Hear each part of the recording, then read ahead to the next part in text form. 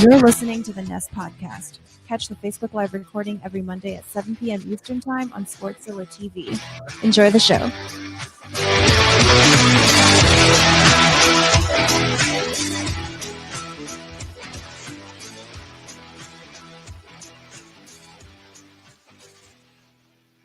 What is up, guys, and welcome to another episode of the Nest Podcast. This is episode number 84, the Randy Moss episode. Straight cash, homie. And it is presented by Sportszilla. And guys, I'm Brandon, and joining me this week are both of my co-hosts, Zach and Justin. Fellas, sports have been canceled. So you know what? We don't have anything to talk about. So thanks for listening. Peace. See you guys. Thanks for listening. The Nest Podcast records live every Monday at 7 p.m. Eastern Time. Follow the show on iTunes, Podbean, and Spotify. Join the conversation on Facebook and Twitter at... Whoa, hold up. Just kidding. ESPN can cancel their shit. Fox Sports 1 can cancel their shit. But the Nest Podcast, we are here live, ready to deliver the most up-to-date news in sports. So if you can't catch it on Sports Center, you can't catch it on Skip and Shannon and all that shit, tune in to the Nest Podcast at 7 o'clock. We are here, and we're ready to talk about some stuff. Guys, this has been a crazy week in the world of sports, and I'm excited to pick your brains and find out what it is that you guys think about everything that's going on. Yeah, it's been insane. From the time you guys recorded with, recorded with Locker Room Talk, every single major sports league has shut down. Yeah. I did record with Locker Room Talk, and we were sitting there. We were talking about the coronavirus and how it could affect sports and all that stuff.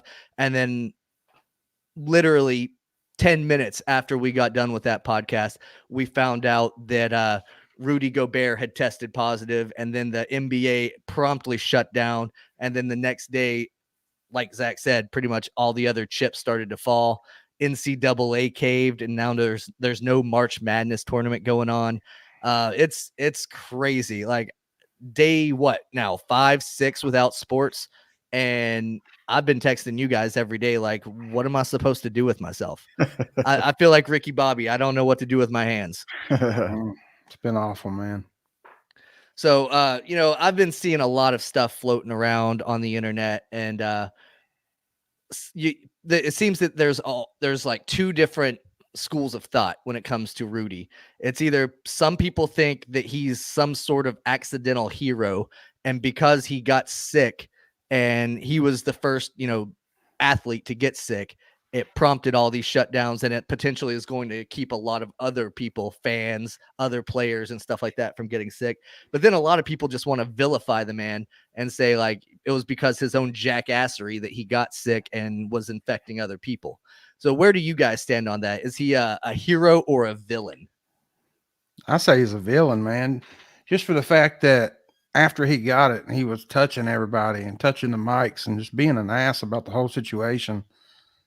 Like if he can't help that he got the disease. I mean, it could happen to anybody, but it's how he acted after the fact. And then today I saw Sports Illustrated.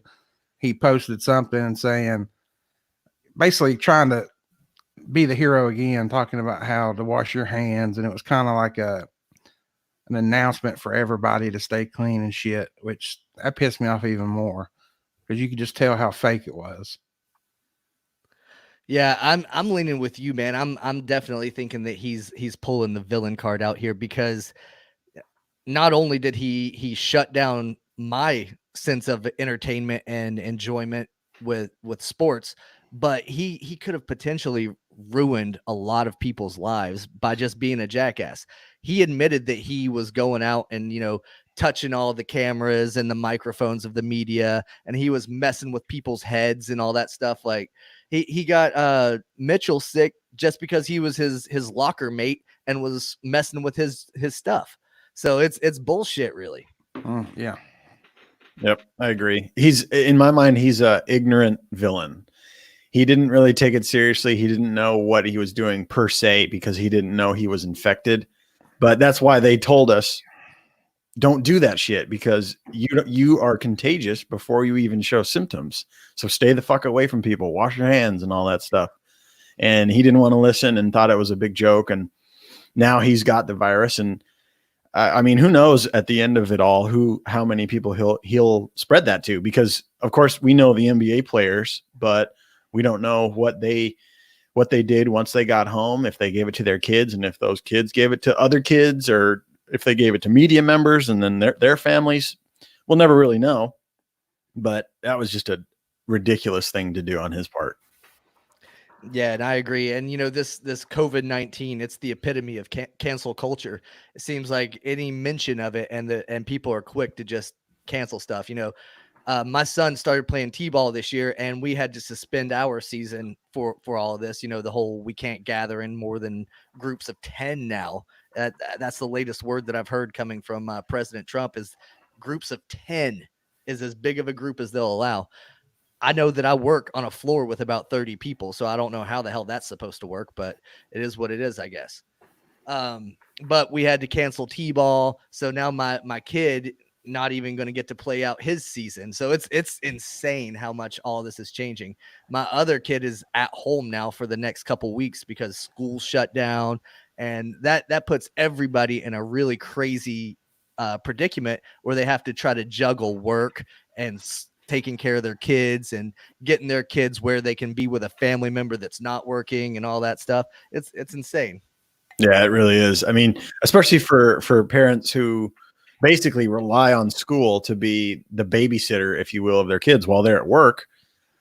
I mean, you're screwed at that point. I don't know. Hopefully you got somebody that can take care of your kids. And I kind of expect a lot of employers to shut down a lot of stuff here in the coming days. I imagine that it'll ramp up a little bit, and not very many people will be going to work.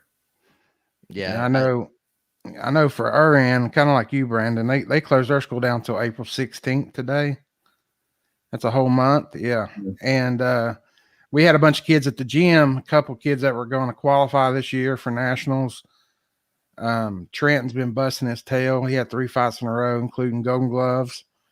And then USA Boxing has stopped it now until March 27th. And that is in question too. Mm-hmm. Golden Gloves are supposed to pick up right after, but Golden Gloves are the same time every year, so that ruined everything. Golf is not picking up till April 16th. That's for my daughter, and that's an open air sport where you're kind of by yourself. I mean, it's not even like, you're not grouped up with a bunch of people. Right. Yeah, especially on the level that she's playing. It's not like, she's got a crowd following her around. It's basically the players and whoever else, I guess. Yeah, but I understand it with golf because golf is let's face it, an old person sport. And if somebody carrying the virus or whatever is driving the golf carts or taking the pin out of the hole and they've got an infected hand, and then some old guy is coming behind them, grabs that same pole, then now this old person, potentially has it. That's the thing about this virus or whatever is, everything that I've read from the CDC and all that stuff, they're saying, it can live on surfaces for several hours. It can live in the air for several hours. So hey, we said it last week. The best thing that you can do, wash them hands as often as possible and just keep trying. But to my man Wallow's point from Locker Room Talk, he did say something that was very much needed. Don't take our advice on this stuff. We are not the experts. We're just a bunch of goofballs that have opinions about shit, and we like to bump our gums on Monday nights. Pay attention to what the CDC is saying, what the World Health Organization is saying. Those are the people you should be listening to, not us. Right. But we do get our information from them, and we say, wash your hands. Yeah, same goes for like the Karens on Facebook that are spouting their stupid nonsense about it's okay to do this and that and the other. They don't know shit either.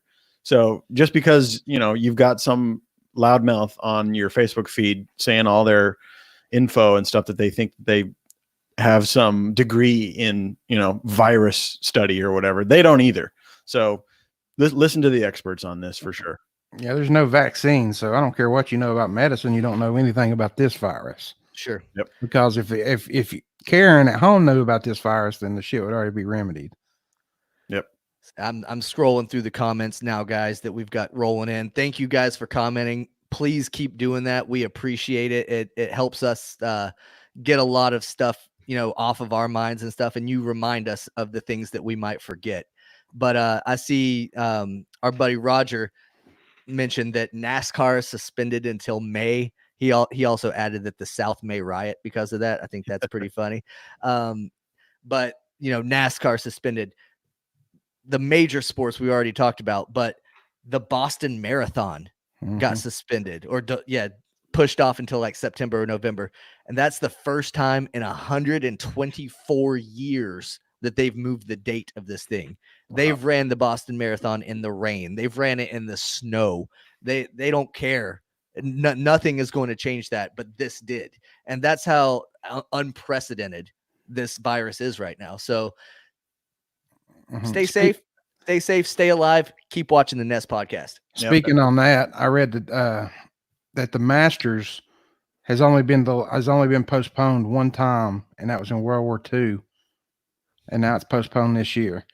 So that's crazy, guys. I mean, it is one of the things that's been cool about all this, and I mean, it's hard to say that anything's cool about this pandemic, but it's been nice to see some of these athletes and owners and stuff like that kind of stepping out and showing their support for the people that work in these arenas and the people that sell concessions, the hot dog vendors and the peanut guy.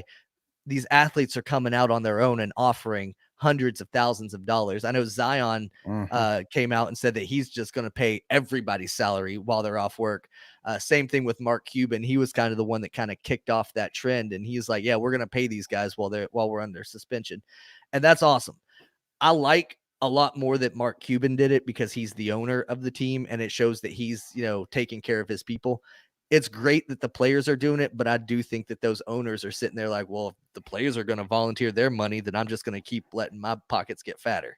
Yeah, it's kind of bullshit. Zion's a rookie. If a rookie can pay all those salaries, the owner should be like, no, you keep your money, young man. I'll pay it, whatever. It's kind of crazy to think about, but you're right. They're the owner for a reason. They got fat pockets. They're going to keep making their money and not pay it out if they don't have to. It kind of reminds me of what the Whole Foods CEO did. Did you hear about that? No, what's up? The Whole Foods CEO had suggested that employees that aren't sick donate their PTO and their sick time to infected employees that can't work. And of course, Whole Foods is owned by Amazon, and Amazon is a multi-billion-dollar company. You're telling me that you can't afford to pay your employees to stay at home and try to avoid this sickness.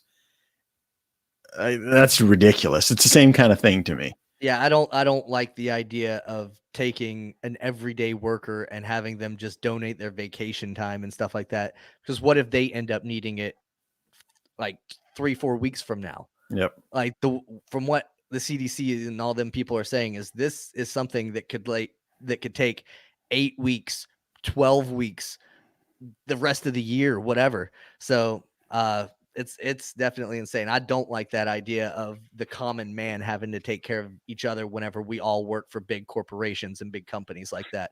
Yeah. Golly, guys, you guys are killing it on the comments tonight. We appreciate that. Sarah says that the bank that she works for is paying the salaries of employees who stay home. That's pretty awesome. Yeah. I would love to see it. One great thing about this day and age is that a lot of people can work from home. If you've got an internet connection and a laptop, or maybe your work supplies you with a laptop or something like that, you can basically do your job at home. If you've got a meeting, you can use Skype, or you can just conference call, something like that. That's a lot easier than trying to make it into work and expose yourself to potential disease and stuff like that. So that's really nice about today's day and age, and the internet and everything. Yeah. But you know what, guys, everybody listening, they've all heard everything about the coronavirus. They've all been listening to it all week long. There's been a lot of stuff just going on today that's been breaking left and right. We had the NFL, they came to their agreement with the new CBA, and they've got all the new rules in effect for this coming up season, I guess, if they get a chance to play. Zach, I know you kind of were looking over a lot of that and kind of had some things that you wanted to say on that. So go ahead and let us know what you think about the new CBA. Yeah. So as Brandon mentioned, it has passed, and some players were pretty vocally against it. Russell Wilson did definitely tweeted out against it, saying that the players are first. I believe JJ Watt was against it too. And I kind of think that they're looking at it one-sided. Yes, they're going to have to play one more game, but they stand to make a lot more money. As it stands now, players receive 47% of league revenue, and starting in 2021, that will go up to 48%. So 1% might not mean a lot, but when you're talking about hundreds of millions of dollars, that's a good chunk of change for everybody. So, and the cap space has increased as well. I'm not sure on the number of what it's gone up to, but the teams can pay overall more. So that means if you're a good player on a team that's willing to pay you, you can potentially make more money. And then the league minimum is also going up. Let's see if I can find the number here. You think that's what Dak is banking on? Maybe he'll get that extra little umph now that the CBA's approved that they can pay more. Yeah, I wouldn't doubt it. But yeah, I mean, the payoff for the players for playing that one more game, to me, is worth it. And it gives the fans one more week of NFL football, and it also gives one more fan base the chance to see their team in the playoffs. So I'm pretty much all for it here. I don't see any downsides, to be honest. Well, I think one of the big factors that pushed it over the edge was the fact that now these guys aren't going to get in trouble for smoking weed. Yeah, that's big. Yeah, that's that one's kind of been a little in the gray area. It's not totally legal like it is for MLB, but when you do pop for a test, you don't immediately get suspended. You go to some sort of committee, if you will, and they review your case. And the threshold to pop on a test has been raised. Yeah, which I mean is good for those guys that are like Chris Long, that came out and said that he liked to smoke just to kind of calm down and ease some of the stresses of being a pro football player. I think that's fine. Maybe the guys like Ricky Williams back in the day that were just potheads, that is what it is. So I think they found a nice middle ground with the rules, and that pretty much is what I think helped push them over the edge, because this was a very close vote. I think the yays and the nays were only separated by like 60 something votes. Yeah, I've got the votes here. The yeses were 1,019 and the noes were 959. Yeah, so that's really, really close. And that doesn't even add up to everybody. There's still about 500 or so people missing from that tally. So that it could have been swayed one way or another had everyone gotten involved or whatever. But that's a conversation for another day. Yeah, I know. I can tell you that my Falcons have picked up the weed quickly since that CBA has passed, because I don't know what they're doing. They ain't making no moves. They're getting rid of everybody. Well, they picked up another tight end after they let Hooper walk. And they let Hooper, and then they let Kuechly or whatever his name was, the other tight end. And then we got Desmond Trufant, who I know he's been injured. He's he's by far the best one we have, one of the better cornerbacks in the league. They're letting him walk. I don't know what they're doing. I pray to God there's a draft. If not, we ain't gonna have no players left. I wonder if they're trying to free up as much cap space as they can to try to make a move on someone big, because obviously they got to pay Matt Ryan. So they're trying to cut as many players as they can to potentially make a big move. I hope so. There's a lot of other players I wish they'd cut before they go after our top defensive player. Got to make cut somewhere. And if you're going to try to free up cap space, you can't just cut the number 52 guy on the roster. Just thank goodness we've always got the Browns. Yeah, well, they're always there. the Browns is actually who signed Hooper and made him the highest paid tight end in the league. So that was kind of a wild move from them. But even more wild was picking up Case Keenum. Yeah. Do you think that spells the end for Baker Mayfield in Cleveland? They'll keep him for trade bait. I see him. You'll see him move right around the draft time. They'll use that as like a first round pick. I don't see him staying, but I don't see him leaving without something. They'll get a piece for him, and I think that's kind of why they signed Case. But I don't understand why Baker is a decent quarterback.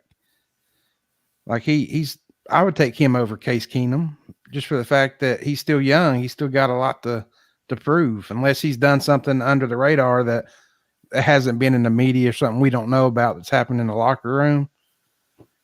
It puzzles me as to why they would do that, but maybe just to light a fire under his ass, man. You know, when the Titans were rolling with Marcus Mariota and then they put in Tannehill started balling his ass off because he wanted that job. Maybe they're hoping for the same kind of thing with Baker is, hey, we're going to put this guy in here. And if for whatever reason you start to slip, he's going to be the guy. Maybe that'll ignite something in Baker. He's got a great receiving core. There's no excuses with Landry and Odell and now Hooper. Like there's no reason that they shouldn't have a high flying offense. Yep. I mean, the defense will be suspect, but it is what it is. And Justin, you know, you mentioned that the Falcons have picked up the grass. I think the people that are really toking it up are the owners of the Houston Texans. Yeah. Today we found out that one of the greatest wide receivers in the league, D-Hop, is moving over to Arizona in exchange for a guy that got bumped to the third string running back last season and a 4th round draft pick. I think they might actually get a 2nd rounder somewhere in there as well. But the big deal was that's basically all they're getting is a bunch of nothing for one of the best receivers out there. The Cardinals won that one for sure. It makes the Cardinals have a pretty prolific offense too, because Kyler Murray's not terrible. And with Larry Legend out there, that'll make a pretty nice little receiver tandem. Yep. Yeah, huge move for the Cardinals. I mean, they really won out on that one. I had David Johnson on my fantasy team this year, and he did not produce hardly at all. Yeah, that was a tough pick. I kind of projected him last year going into the season being back. I'm glad you took him, though, before I did. So, yeah. It's rough. How do you think this impacts guys like D-Hop in fantasy? Do you think that's going to be a boost for him, or do you think that's something that's going to not really pan out as much as he was a factor with Deshaun? He's in a similar situation. He's with a similar quarterback. The only thing that's different is he's got a legend in Larry Fitzgerald across from him. Besides, who is on the other side? I know it's in my head. I can't think of it. But regardless, obviously, you can tell by me not remembering. Obviously, I think he's in a better spot now because Murray is only going to get better. I mean, he's got like 2, 3, 4, 5 years. They're both going to be in their prime, whereas he didn't have that in Houston. So I think the Cardinals won, and I think D-Hop won. Yeah, I think so too. He got out of a crappy situation there in Houston. I agree with our boy Harvey. He's going to take over Larry's routes. He'll be the primary receiver, and it'll move Larry into a secondary role, maybe even into a slot, and he'll have to run less big routes, and he'll be more effective as a short down receiver. I think that's pretty on point. He's almost out anyway, man. I mean, he's like 97 years old, so yeah, it is on what his way out. I think what's going to happen is that's just somebody in the locker room to help D-Hop get even better. Wouldn't you? If you're going to have somebody in the locker room with you in your position, why not be Larry Fitzgerald, the first ballot Hall of Famer? Yeah. I mean, it makes sense for sure. And it takes the pressure off of him. He's been the number one guy in Arizona for years now. And all you got to do is double team him, like I always say, at least. And now that really puts the pressure on a defensive secondary. Who are you going to cover? You can't double team both of them, because then that leaves whoever else wide open. So I think that's really good for him in his last year or years. He might have a big surge in receiving numbers. Big fantasy year, then go out on top. Yeah, he could be. Now, how does this impact Deshaun Watson in fantasy? That's a good point. He was one of those guys that was taken pretty early on as a quarterback, but now he loses a big weapon. Their defense is not as good as it used to be. So that means, they're not going to be able to really get the ball back and get the Texans offense moving a lot. Johnson wasn't really a factor with the Cardinals, so I don't imagine he's going to be much of a factor with the Texans. I think what it all boils down to is that the Houston Texans decided to punish the city of Houston for the sins of the Houston Astros. Seems that way. That's the only logical explanation in all this, is they were like, well, you know what? If the MLB offices aren't going to do it, we're going to tell you, fuck you. Yeah, I see it being a big impact for him in real life. I don't see it being much of an impact in fantasy life. Okay. Because even though, they're going to obviously reload, they're going to give him somebody to throw to. But that gives him more. He'll be running the ball a lot more than he did previously, because he don't have D-Hop getting open. So those fantasy points that he would lose out passing the ball, he's going to get rushing the ball. So you might see a little increase there. I know that sounds weird in fantasy, because you obviously get a lot more points running than you do passing. But in real life scenario, I think it's going to be a big hit. So take that as you will, but right. That's just my opinion. Like I said, fantasy wise, I think great. I'd still pick him up. Real life, no. Now, let's talk a little bit about someone that's been near and dear to my heart for about the past 20 years, and that's Tom Brady. Where do you guys see Tom Brady playing next year? We've talked about it a little bit off and on. We've talked about it. I've given my thoughts on it a lot on this podcast, and a lot of times they seem to change. But I'm asking, where do you guys think that Tom will play next year? I don't have a fucking clue. I think that's the number one question in football fans' minds right now. I really don't. I heard an ESPN radio show say that he might potentially go to Tampa. I don't see that. I don't know. Vegas has Tampa as the favorite to land Tom Brady right now, even ahead of the New England Patriots. And I guess that makes sense, because they kind of seemed like they were done with Jameis at the end of last year, and they don't have any hopes of winning next year anyway, or maybe even the year after that. So why not get a veteran player in there that can make some buzz and potentially do something for you? I could see it. Let me tell you what the Buccaneers did that was actually pretty smart on their end. They decided to not franchise tag Winston and allow him to go into free agency. They know that the Winston market isn't that great. Not a lot of teams are itching to pick up a quarterback that threw 30 picks last year. Granted, guys that threw 5,000 yards aren't just dangling out there for long. I think they want to go all in on the Tom Brady sweepstakes. They want to try to bring Tom to Tampa. And if that doesn't work, then they can quickly turn around and offer Winston a contract. Yeah, that's a possibility. I personally thought he was going to the Titans, and that's before they signed the huge deal with Tannehill. I see maybe the 49ers could pick him up and he could go and place a Garoppolo another year. The Raiders would be a good fit for him for a few years if he would go to the Raiders. And the Miami Dolphins too. Those are the few that I think, if he doesn't go back to New England, which they might sign him for another year or two, I think those are his new landing spots. If he doesn't, of course, go to Tampa Bay, but I don't see Tampa Bay giving up on him that quick. So, because like you said, if he didn't throw all those picks, he was balling. Yeah, I do know for Raiders, Dana White has just been chomping at the bit trying to get Tom Brady to come there. I don't think he will. I think he wants a little bit more control than John Gruden would give him. I mean, he's basically set in his ways at his age, and he's not really looking to listen to anybody. He's been under Bill Belichick for this long, and we all know what Bill Belichick is like. So I think he's trying to, one, get paid for what he thinks he should have been paid this whole time, but he was being nice and giving up that cap space for the team. And two, I think he wants to just play the game how he wants to, and he wants to go into a team that will basically say, do what you will. You know, the playbook is open for you. So I don't know if he'd be under someone like John Gruden.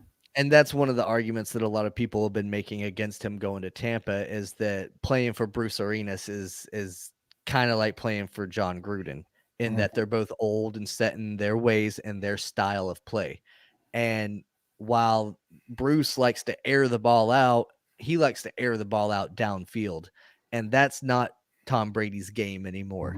He's going to sit there and pick you apart with the 12-yard passes to the quick slants and stuff like that.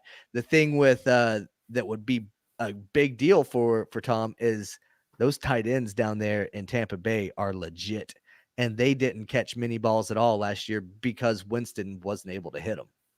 Right. The Dolphins are the same way. The Dolphins are kind of loaded at receiver with Allen Hurns and Parker.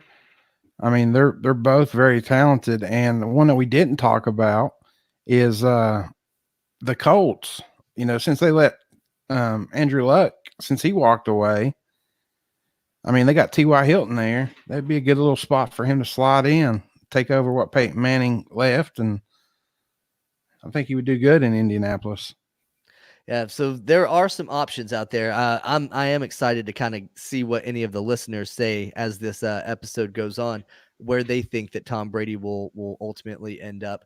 I've said it for a while. I'm a Patriots fan. I've got my Pats hat right here. I've got, you know, the shirts, the jerseys, I've got it all. And I'm on the side of things that I kind of hope Tom Brady does go somewhere else, because building for the future, you're not building around a 42-year-old man. I think the best course of action for the New England Patriots, if Tom Brady is to go somewhere else, is to push all in and try to get Teddy Bridgewater up in New England for a couple seasons, and you draft your quarterback this year. And I've said it before, I'll say it again. Jalen Hurts is the man they need to get. Yeah, Teddy Bridgewater is a absolutely solid pickup. He did very well while Drew Brees was out. He did very well in Minnesota when he was the man. For whatever reason, he just couldn't pull it all together, and that might not be all of his fault. So I think he's on the cusp of being a above average starting quarterback and a really great secondary quarterback. And for whatever reason, it's hard for him to move fully into that starting quarterback position. So I think, like you were saying, if he can make it to a team like New England, where he's got a great offensive mind in Bill Belichick that can help him out with decision making, he might take off. You never really know. If you handed me Brady right now and you handed me Bridgewater right now, I'm taking Bridgewater all day. Yep. I agree 100%. King Hap, guest from a week or so ago, he's a big Pats fan also. He says that he wants 3 more years of Brady, and he is not a fan of Bridgewater. But you know what? I think in 3 more years of Tom Brady, you're going to have someone who is producing a lot less than a Teddy Bridgewater. I get it, brother. Tom Brady brought the rings. He brought 6 Lombardi trophies to New England. You can never take that away from the man. But I don't think he brings another one. No, I don't think so. I think he's done his job. At this point, he's playing out the end of his career, and he doesn't want to stop. You know, he's got that competitive drive in him where he wants to just keep playing until the wheels fall off. And I applaud him for that. But I think if the Patriots pay him, they're shooting themselves in the foot. Let me tell you why that's not going to happen. The writing's on the wall for him to leave because the New England Patriots have been reloading the defense. They signed both of the McCourty twins pretty much for the remainder of their careers. They got Matthew Slater back on the defensive side of the ball. You haven't heard about them going out and getting any of these offensive weapons that Tom Brady has said that he wants around him for the next few years. So the best option for him is to go somewhere that already has the offensive weapons. Yeah. I agree. And King Hat brings up another point. They don't have weapons to help out Teddy. I get that. But with Teddy, you have a much less contract. You don't have to pay him as much money. So you can afford to make that kind of a splash to bring in somebody. There's a guy sitting down in Dallas right now that is wondering if he's going to get paid. Amari Cooper. There's a guy sitting up in Minnesota right now that's been putting out some tweets that's getting the Patriots fans all excited. Stephon Diggs ready to move on from Minnesota. So without paying Tom Brady $60 million over the next 2 seasons, you can afford to go get one of these weapons. Yep. I think especially for hardcore Patriots fans, it's going to be hard to think of a team without Tom Brady. But it's eventually that's all we've known for 20 years. Yeah. But before Tom Brady, no one gave a shit about the Patriots, and he has been a dynasty for the last 20 years.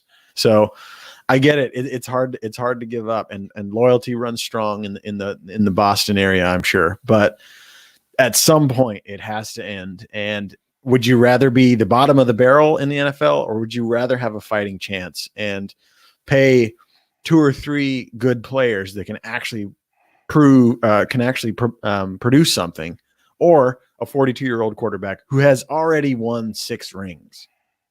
That's again why I love the idea of bringing Jalen Hurts to New England, because you build the same type of offense that they have down in Baltimore. You put Jalen Hurts, a guy that can throw the ball a mile, but he can also run and he's elusive. You put him in a backfield with guys like James White or Sonny Michel behind a line that's coming mainly from the University of Georgia that knows how to block for a good running attack. You put together an instant winning recipe for a football team. Yep. What about your XFL boy? PJ Walker? Dude, PJ showed me everything I needed to see from a quarterback. His pocket presence was beautiful. He was like Michael Vick of the past. The way he moved in the pocket, the way he could get outside the pocket, and even his arm. In those few games with the XFL, that showed me he was the truth, man. Yeah, PJ put on an impressive clinic in the XFL, but I know what a lot of the talking heads and a lot of people out there are wondering is, will it translate to the NFL style of play? A lot take a chance, man. Yeah, but when you're talking about moving on from the greatest of all time, you want to have somebody who's going to come in and be solid. Teddy Bridgewater's already proven that he can back up a future Hall of Famer. He can come in and win a game whenever the Hall of Famer is gone. So I lean more towards that, but PJ has been impressive all XFL season. I'm not talking about PJ coming in and being a starter. I'm just saying, why not go out and get somebody like Kurt, say, for example? Sure. Okay, I get what you're saying. Pay PJ's only making like $50,000 a year right now in the XFL. Give him 150, 200, 300,000, whatever. So you've got that as a backup, and see if he pans out. See what happens. He might win that quarterback battle. Then you got Hurts that you can use as trade bait. I mean, you never know. That's a good point. But let's talk about the XFL for a little bit. You know, they obviously also were suspended because of the coronavirus and all that stuff. And it's kind of a shame because they were having a pretty decent season and it got just completely shut down. But even going out, I think they put enough goodwill out there and got enough good karma on their side, if you will, to definitely come back next year and have a good competitive league once again. Because when they got shut down, they didn't quickly just be like, oh, well, sorry, guys, you're out of a job. They went ahead and paid their players their entire salary for what they were going to make this season. Yep. On top of that, they refunded fans tickets. They said, all right, fans, if you've got tickets to these games, we know you're not going to get to see them. Let's not make it difficult. Here's your money back. Boom. Yep. I think doing stuff like that shows that they have their shit together. And like I said, putting that much goodwill out into the world, the fans are going to respond positively to that, and they'll be back next year. They'll remember that this is a league that took care of them whenever shit went crazy. Yeah, I agree. I think the XFL needs to do a few things. Mainly, they need to move some teams around. I think they need way more teams in cities that don't have an NFL team. Look at St. Louis, for example. They've been hungry for an NFL team ever since the Rams left. The Battlehawks were absolutely thriving here. People were very excited for it, going to the games. The stadium even opened up a secondary upper level that wasn't open originally because they were selling so many tickets. I think teams like whatever team was in LA, they already have 2 NFL teams. I don't think very many people give a shit about an XFL LA team. Same as like Seattle and Houston and stuff like that. DC too. Yeah, that LA team should be in San Diego. Right. I don't know why that wasn't a thing. Exactly. The cities that don't have NFL will come out for an XFL team because they're hungry for it. If you already have an NFL team and this is the junior league, if you will, you're not going to really give a shit about it as much. If they do that, if they move maybe 50% of the teams or something like that to a city where there either used to be an NFL team or there's not an NFL team, they'll see a lot more success, because I don't think a majority of the teams had a huge success. I think overall the league was successful, but I would imagine that several teams had lackluster ticket sales. Yeah, that's what baseball does. They stick to minor league teams in these little towns like Elizabethton Twins, John City Cardinals, or Smokies. All these little areas that don't have a pro baseball team, and that's what brings people in. Because if you have the Atlanta Braves and you got the Atlanta Knickerbockers or whoever sitting side by side, which one are you going to go watch? Absolutely. And in those tiny little cities, you ain't got shit else to go and watch other than high school sports. So of course you're going to go to a minor league baseball game on a Friday evening where the tickets are relatively cheap and you're going to have a good time. That and the jumbo shrimps. I remember. I love going to watch the jumbo shrimp games. That's my shit. Guys, breaking news across the desk right now. WrestleMania finally fell, and it's no longer going to be in Tampa. It's going to air on the same date from the Performance Center, which is where the guys train and all that stuff in Orlando, but for the NXT tapings and all that stuff. So it sounds like it's not going to have any fans in attendance, which is a huge deal for WrestleMania that normally draws 80, 100, 300, however many thousands of people that come to these areas for this event. Now it's just going to be the matches in a empty gym. Man. So it'll be wild to see how WWE is able to, I guess, pull that together. I'm sure they'll do something crazy with their graphics. They're going to have to put on a crazy show. Oh yeah. It'll have to be insane, but holy cow.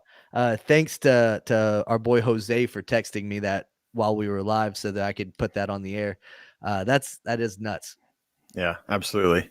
That's I would assume that's unprecedented for professional wrestling. Oh, it has to be, because I know since WrestleMania 1, that thing has just gotten bigger and bigger and bigger and bigger. Yep. And now all of a sudden it's going to be relegated to just basically an episode of SmackDown. Yeah. That's wild. It's messed up everything. We had plans to do a big March Madness tournament and all that stuff. And Justin, you've been sick the last few weeks, but you kept telling me like, dude, I'm going to take care of this. Don't worry. I've got the tournament. I had it ready. Yeah. Canceled. So we need to come up with another giveaway or something for our fans, because we were expecting to give away hoodies and car decals and all kinds of stuff for that. But now all of a sudden we've got nothing to do. So maybe we can do a big competition to see, like, all right, hey, pick a date on the calendar whenever you think we're going to get the all clear from this coronavirus stuff and the sports will be back. whoever lands that date, we'll throw them, the hoodie that the March Madness people would have won or whatever. I don't know. I'm just throwing out an idea, but Not a bad idea. The tournament will be back. They cannot not play March Madness. You think they'll do like a 16-team tournament or whatever come they'll still April, do this. May? They'll do the same amount of teams. They'll just, instead of the ones that haven't finished out, they'll go by record instead of tournament win. For example, ETSU finished, so they've won, so they're in. But like, say for example, in their division, they were ranked first anyway, so they'll pull it like that. They'll lose way too much money not to have this. I think it'll be in the end of April, but NCAA even tried to save face and tried to say, well, we're trying to put together a 16-team tournament, but we can't do it because of all this stuff going on. I feel like that's kind of insulting to me that they came out after the fact and were like, oh, well, we tried to save it. I don't really think they did. You hear about what the players were saying, and it makes a good point. They're like, give me my year back. And to NCAA's credit, I will give them that one. For anybody in the, I think, winter and spring sports that had their senior seasons messed up, they're going to grant them another year of eligibility. Oh, wow. Awesome. So, but then again, some guys are just foregoing that anyway, and they're like, you know what, I'm still going pro. Grant Williams went pro after his junior year. This would have been his senior year. You know what I'm saying? Like, good thing he made that decision when he did, because, who knows where his draft pick could have fallen had he played out his senior year at Tennessee. Right. Yeah. But they'll have it. It'll just be April Madness. It may even be May Madness by that point. They'll have it. They can't just say, this year there was no winner. They can't do that. I mean, MLB, they're already saying, like, Jeff Passan, who is basically the MLB's version of Woj, came out and said, like, hey, it's not looking good. Probably late May, early June. They're guesstimating right now around the Memorial Day time frame, which is insane for that to be like the opening day of baseball. No offense to you guys, but if they do that, NFL football will completely take over baseball. Yeah. I mean, you're probably right, just because more people will be just stoked to get the football back. And as is, not a lot of people care about baseball anyway, except for like guys like me and Zach and our boy King Hap. We're about the only baseball fans we know. Yeah. I mean, if that means we get baseball into November and December, I can't complain too much. Yes, I would love to have baseball on right now, but there's nothing we can do about it. So at least they're going to be able to hopefully extend the season and just play out a regular season, just postponed. If they extend the season out, it won't be by that long. It'll only be a couple of weeks, because of the fact that it gets way too cold. Yeah, I guess that's a good November and December in a lot of these places. Like, think about it. You play outdoor stadiums in Boston, New York, Baltimore. You couldn't do it in December. It just doesn't work like that. It would be snowing, and what's going to happen is they'll be playing a lot of double headers in July and August and all that shit whenever it's really hot outside. And then you're going to see a lot of guys start to cramp up and have issues towards the end of the season, and it'll probably impact the playoffs. Yeah. It could, but can you imagine when all these sports come back, we'll be in like the sports overload. Oh, it'll be heaven for all of us sports nuts. The damn draft will be going on. Everything will be just happening all at one time. It's going to be awesome. Yep. I mean, this past Saturday, everybody was jumping up and down because we actually got to see live UFC fights. Yeah. I mean, and that was something to watch in and of itself. For anybody that actually watched the UFC Brazil fight night, it was pretty cool because there were no fans in attendance, but the fight still happened. And I don't know. I'm kind of on the fence about it. I do like hearing the crowd. I do like hearing the drunk Chads and Kyles yelling, "Stand them up, ref! Stand them up!" The first second the fight goes to the ground. But at the same time, I do enjoy hearing people that actually know what the hell they're talking about instructing and coaching their fighters during the fight. Zach, you pointed out that you could hear everything so clearly that they were trying to instruct their guys to do. Yeah. You could hear every single thing that the coaches were saying. Get his leg, slip out, do this and that and the other. It was very, very interesting. I mean, you could hear the guys breathing. You could hear the gloves making impact. It was very interesting.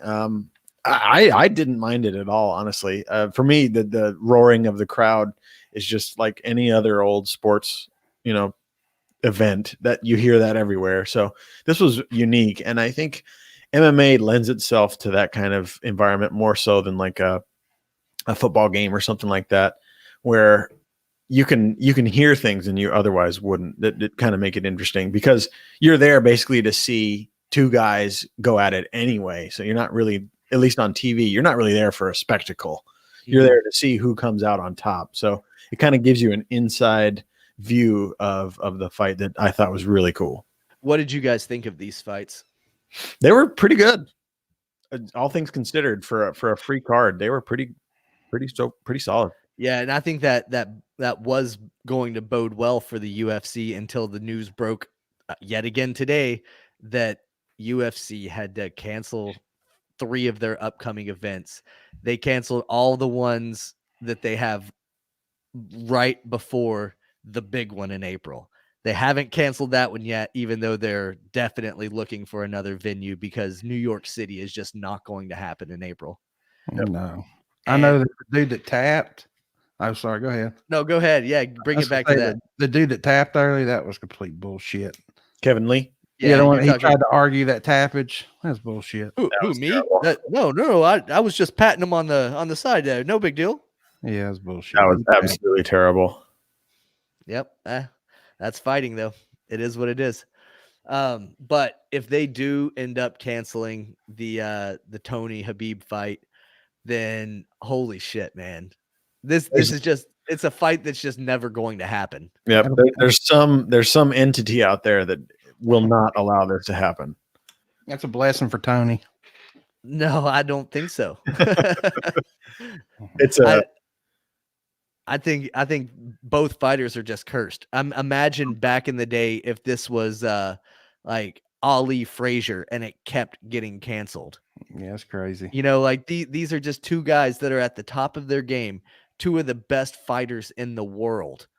And for whatever reason, we're just not getting to see it. Yeah. And this fight should have happened 4 or 5 years ago. And it had problems back then. And we're still having crazy stuff. Yeah, this is the 5th time that this fight has no shit been scheduled. It's been Habib pulled out, then Tony pulled out, then Habib pulled out, then Tony pulled out, and now coronavirus is threatening to cancel the entire damn thing. It's insane. Yeah, it's absolutely insane. We talked about a lot on this show, and we bounced around a lot on this show. We've talked baseball, basketball, football, coronavirus, MMA. We've said and done it all. But I do want to go back and hit something from baseball that we kind of glossed over. I'm glad King Hap is still commenting because that means he's watching along with us.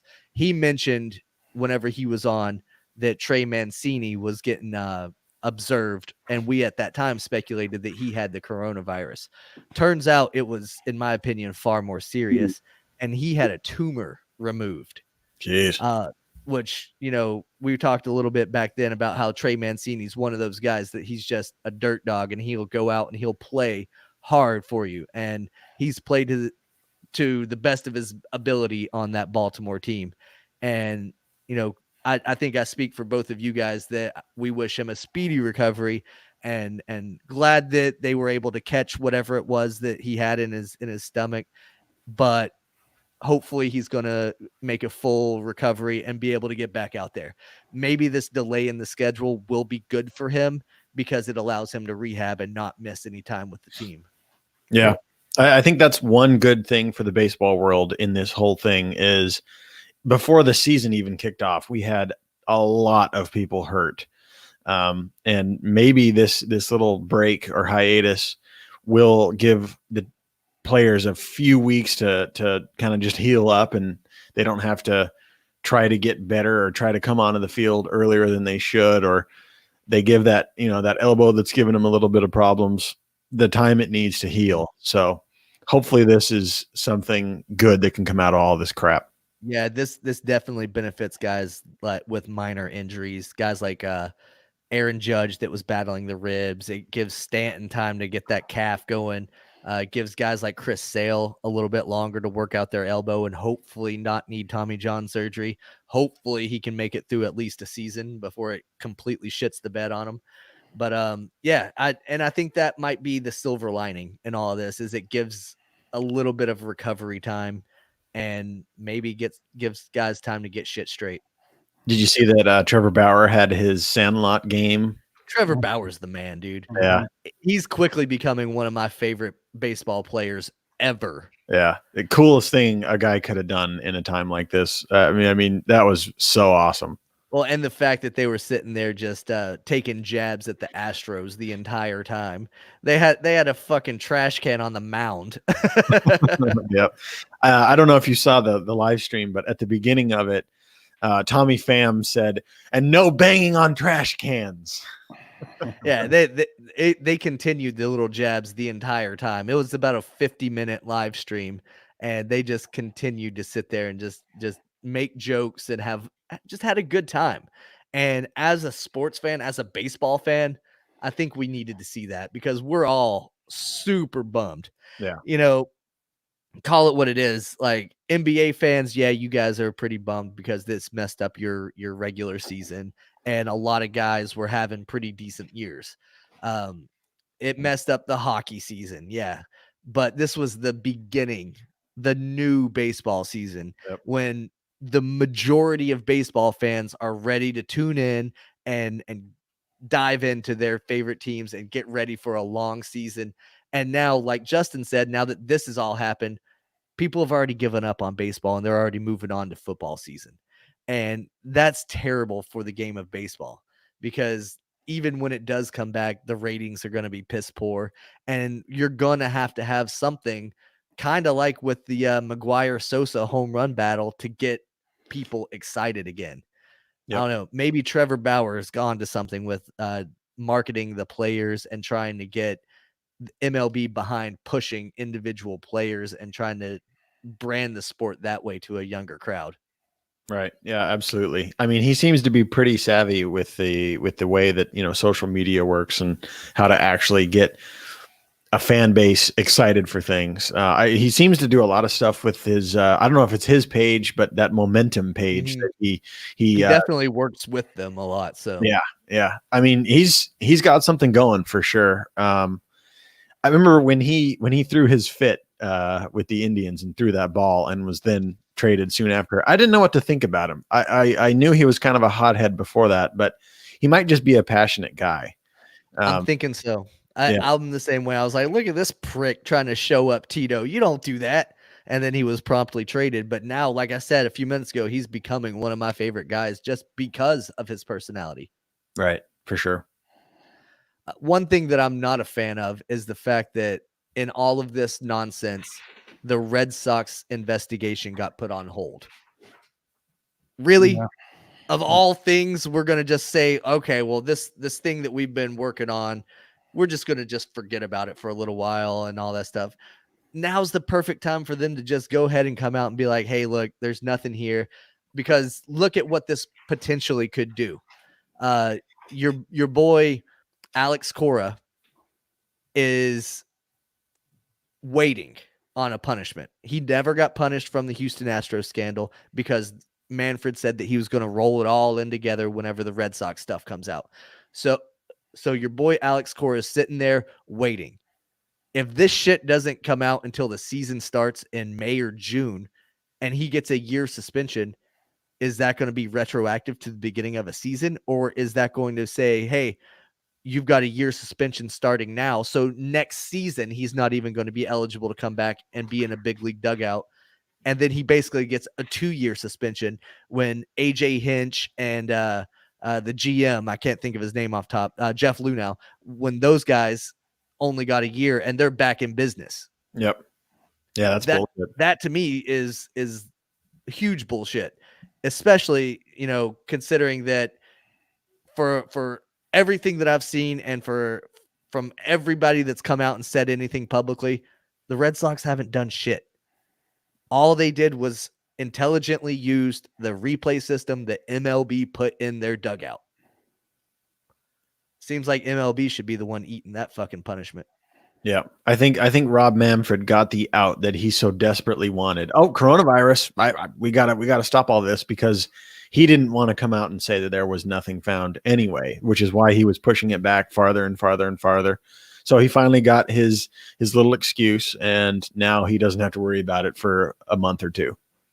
And this has already gone longer than the Astros investigation. I think the Astros was 61, 62 days, somewhere in there.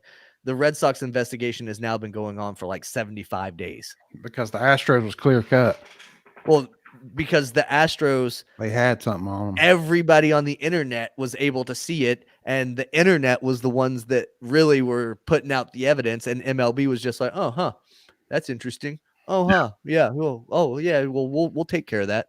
But nobody has been able to do that against the Red Sox, because guess what? Nothing's there. Right. Anyway, guys, do you have anything else you want to add to this episode? I'm good. Yeah. I know we had a couple callers call in, so let's go ahead and play those voicemails and see what some of the listeners had to say. For sure. Yo, it's Mike up in Kingsport. Calling in 2 minutes here. Won't even take that long. How was your first weekend without sports? Well, I'm bummed that the NCAA tournament's canceled. This weekend was fine, though. Stayed busy with work, helping a buddy move, and some family time. But the Kentucky Wildcats were coming together, and they were going to win it all, and it's a shame they don't get to show that. Tom Brady 2020. The internet says he's heading to Tampa Bay. I can see that, man. Godwin, one of the best receivers in the NFL last year, probably. Evans is getting old, but he can catch the ball. He got a lot of looks. They don't have a running game, though, so that's going to be tough with the play action and stuff, so I probably want to develop that. Brady's got a good mind for play calls, I think, so he'll want that creative control. And Tampa Bay sucks, so I imagine they'll give it to him. And Rudy Gobert, hero or villain? He's a villain in the sense that like a mild Batman villain, one that was in a 3-issue arc, which you never heard of again. The coronavirus stuff was just him being stupid, but even more importantly, this dude's 7'1", and he's a one-dimensional game. He's only a rebounder. He averages 1 point like every 2.2 minutes played. Dude needs to score, so he's a villain against his own team until he starts putting up 20 a game. But the rebounding's tight. He was probably top 5 or 10 in rebounding, I imagine, before the season got cut short. So, yeah, man, weekend went okay, but missing college basketball. I believe the hype that Brady's heading to Tampa Bay, and Gobert is just kind of he's a stereotypical big man of the era. So that's it, man. Hopefully baseball comes back so I can get those Braves tickets and go watch them thrash the Giants. Until next time, boys, have a good one. Rudy Gobert, 2-time all defensive player of the year or whatever. He's not necessarily a slouch. He's former all-star, all NBA team. He's a good player, but I get his point. He is more of a defensive guy. He's going to grab more boards. He basically backed up all we've said. Yeah, pretty much. Except for the Wildcat thing. Yeah, Tennessee beat the shit out of those Wildcats. What else we got, Zach? One more. Okay. What's up, fellas? It's your boy Hap, host of the Happy Hour with King Hap podcast. Just wanted to touch base with you. I seen him post on Facebook. Just wanted to let you know I did not enjoy my first weekend without sports. It was nice to have the UFC on, which basically went all day on Saturday. For ESPN's sake, hopefully they'll be able to keep going with their next scheduled fights. I know you guys probably enjoyed them. Tom Brady in 2020 better be playing for the New England Patriots, but I mean, it's looking like Tampa Bay's moved up. They're actually now the favorite in the Vegas betting polls. Patriots are at second, and a distant third is the LA Chargers. I'm thinking that, this is starting to worry me a little bit. I don't know if I'm more worried about Tom Brady going to Tampa or the coronavirus. Speaking of the coronavirus, Rudy Gobert, this guy is a putz. All of a sudden now he wants to donate all his money and this and that because he needs to buy himself out of the hole. A lot of these people were going ahead and trying to put lawsuits against him, trying to sue him, and now even criminal charges were talked about being put on him for his negligence. He apologized and did everything like he needed to, but did he tuck his tail and hide because of the pressure? Is he donating the money because he feels he has to? I don't know. Rudy Gobert, not a huge fan. Question for you guys here, and hopefully you guys have time to take this. I know it's the 2-minute warning at the end of the show, but what are you thinking about things like WrestleMania, that we're going to bring 70,000 people to the Tampa Bay area? Also, all these other larger events that we're going to bring a lot of money to the local economies. You guys thinking that we're going to start seeing some real deal panic, or are you thinking that all the relief coming from the government's going to help out? I'm not sure. I look forward to your responses. Hopefully everything's going good, guys. A great show as always. Talk to you soon. Well, we already kind of touched on the WrestleMania with the breaking news that came through mid-episode, but up until that point, I was actually kind of surprised that they had announced that they were going to continue on with it, with all of the other major sports deciding to hang it up. Vince was the last one to really throw in the towel. Typical Vince McMahon fashion, not wanting to be one to give up, but you know what? Ultimately, at the end of the day, safety prevailed, and looks like WrestleMania is going to go on in the Performance Center. So once again, that'll be interesting to see how that works out, and they better put on a hell of a show. Yeah, for sure. Here's Otherwise, my thought. Vince McMahon's got all that money. He can do that, right? Who's going to be affected by this coronavirus are these people that have small businesses. Sure. How are they going to come out? Small business owners basically live paycheck to paycheck to keep their business open. You take a month or two out of their pockets, they're closing up shop. So I don't think people like these sports fans, the NFL, NBA, I don't think Vince McMahon, all them, I don't think they're going to be hurt. They have enough backing to where they can hold off until there's any type of bailout that comes out. Now, this mom and pop shops and stuff, they might not be able to hold out. They might be closing doors before it's all said and done, which is sad. Yeah, that is a shame. Yep. It's kind of like our boxing gym, man. That's what made me think of it. Yeah, that's kind of what I was thinking of too, Justin. Is I know you had told us in the group privately that that things weren't looking up from that, but I do want to take a moment before we go ahead and end this and give the floor to you to kind of give an update on Roy, because I did see that things were starting to be a little positive for him, at least. Yeah, I mean, he's still not communicating. He's I don't know exactly what stage. He's not necessarily in a coma per se. Like they ask him to, open his eyes, do this and that. He can kind of blink, and it's like he's reacting to what they're saying. But they are going to move him back to New York with his wife. At this point, we don't know if he'll come back to the gym, if he's able to come back to the gym. Granted, any news is better than what we had previously. So, I mean, take it how you may. We're continuing to try to keep the doors open, doing everything we can. Unfortunately, a lot of the kids can't pay. I have a family. My buddy Roger that's helping has a family. So we're doing all we can to basically to pay for my family and boxing family. Mm-hmm. So we're doing all we can. Like I said, this coronavirus is it's put a hold on fighting, and we've had to put a hold on the gym. So that's just, I don't know, 2-3 more weeks where no money's coming in. So we'll just have to play it by ear, man, see what happens. Yeah. For first time listeners or people that aren't in the know, what we're kind of talking about is professional boxer Roy King Jr., one of Justin's best friends and the owner of the gym that Justin's the president of, right? Yeah. He had a fight about a month and a half ago at this point. January 16th. Exactly January 16th, so 2 months ago. And immediately after the fight, he slipped into a coma and has been there pretty much ever since. And, they've got GoFundMe set up to help support the gym and to to help keep the lights on so that all of Roy's students that train in that gym continue to have a home. So if you guys can, if you have it in your hearts to reach out and give a little bit to this small ass gym in Tennessee, please do, because they definitely need it. You know, those are the people that are really getting impacted by this coronavirus epidemic and things like that. The small mom and pops, like you said, Justin. So yeah, the last FundMe has ended, but we're getting ready to open up a new GoFundMe. okay.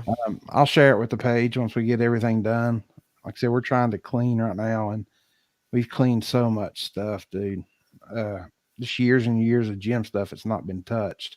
Mm-hmm. So we're spraying everything down, wiping everything down, mopping, got bleach out the wazoo. Just trying to kill everything that could possibly be in the gym, because you got guys sweating, you're in guys' faces. We've instructed the little kids, except for Trenton, because Trenton does fight. We've instructed them to stay out of the gym for at least a week or two. The only ones in there are my son and the ones training, because once it opens up, the Golden Gloves are going to happen the following week. So they've got to stay, on weight. They got to stay ready, I guess you'd say. But we're doing all we can, and like I said, it's ultimately the kids that I'm more concerned with. But if say something happens to that building or something, we'll find a place for the kids. We'll figure it out. God always, he always makes it work. So we'll just, like I said, we'll just figure it out, but we'll make sure those kids have a place to go. Yeah.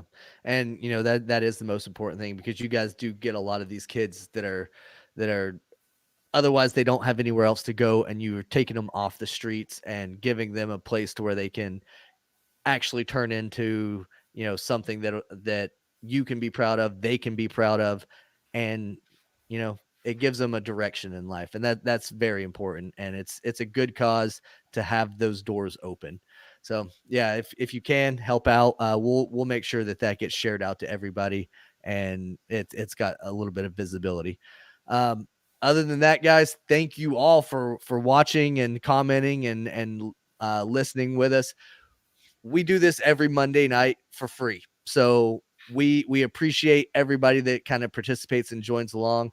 And please reach out, tell your friends about us, because like I said at the open of the show, ESPN can shut down, Fox Sports 1 can shut down, but the Nest podcast is here to fucking stay. And that's all I got to say about that. Peace. Thanks for listening. The Nest Podcast records live every Monday at 7 p.m. Eastern Time. Follow the show on iTunes, Podbean, and Spotify. Join the conversation on Facebook and Twitter at the Sportszilla. See you next week.